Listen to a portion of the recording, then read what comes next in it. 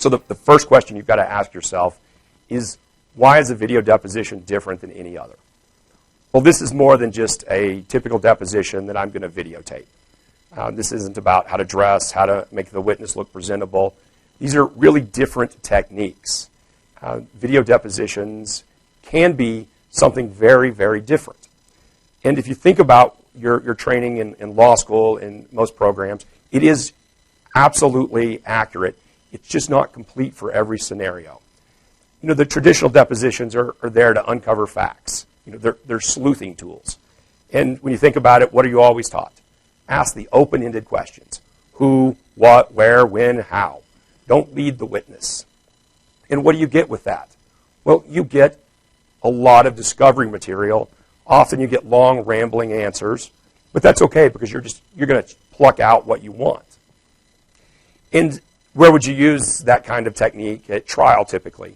Well, you'd be using it to impeach a witness. You know, your 3 C's, your confirm, your credit, your confront.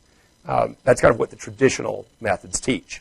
And it works perfectly for witnesses that come to trial. But the question is, what about the witnesses that don't come to trial?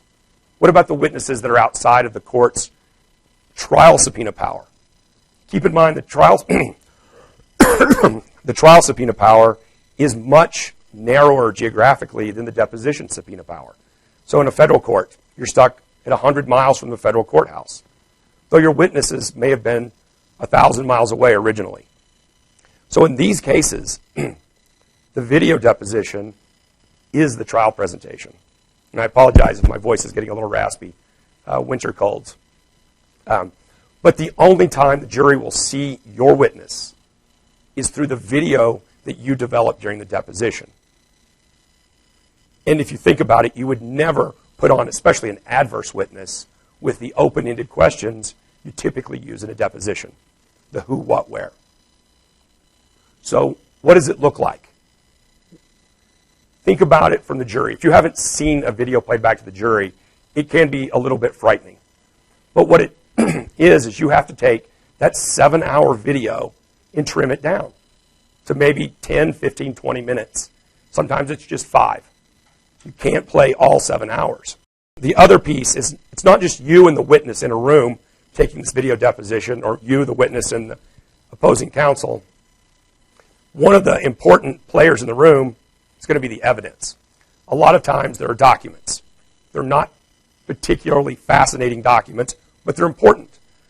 Contracts, financial documents, patents, technical documents.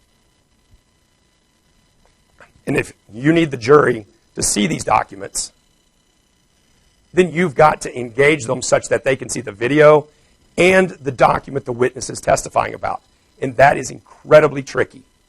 And I've seen a lot of trials where jurors end up watching the video, listening to the words, but never can coordinate the words with the document that's really important to the case. So the document, the evidence falls flat. So how do you do it? Well, as I began constructing this whole theme early on, one of the old movies came back to mind. And if you've been to the midnight showing of the Rocky Horror Picture Show, you know it. If you haven't been, you should Google it. But this is among the most engaging of all movies out there. Audience participation is expected. Everybody knows the material that goes, but everybody participates. And that's what you're really looking for. That kind of interaction. You need to be that kind of director. In their movie, and by the way, this is a real guide you can get on Amazon. It's the official guide. And it comes with props. And if you've been, you know what the props are for. If you don't, the beautiful thing is it gives you instructions on how the props fit into the story.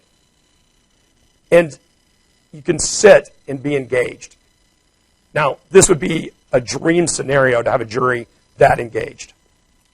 The problem for most lawyers is that our props, especially in commercial litigation, aren't very interesting. We get a contract. There's no way to make a contract look as interesting as what you would get at the Rocky Horror Picture Show.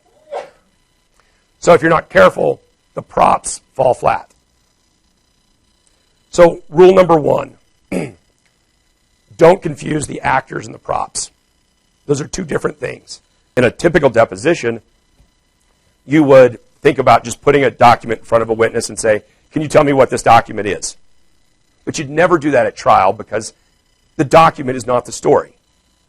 You want the story to be told. The witness, the actor, tells the story using the prop. The prop doesn't tell the story.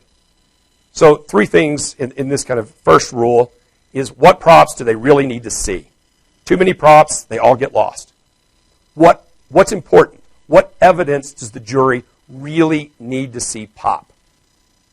You know what you want? Now, how do you make them see it?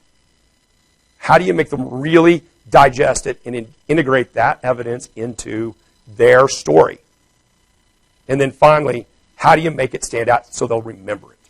It doesn't do any good if they don't remember it when they get back to the deliberation room. Number 2, context matters. You've got to put the props in context. So here, it's a roll of toilet paper. It means nothing to you, but it means something to them. Again, Rocky Horror Picture Show, they know what to do with it because they knew where that prop fit into the story. And it's the same thing for you. You can't just put evidence in front of a witness at a deposition and then expect the jury to see a playback of it and have the jury put that evidence in the right context.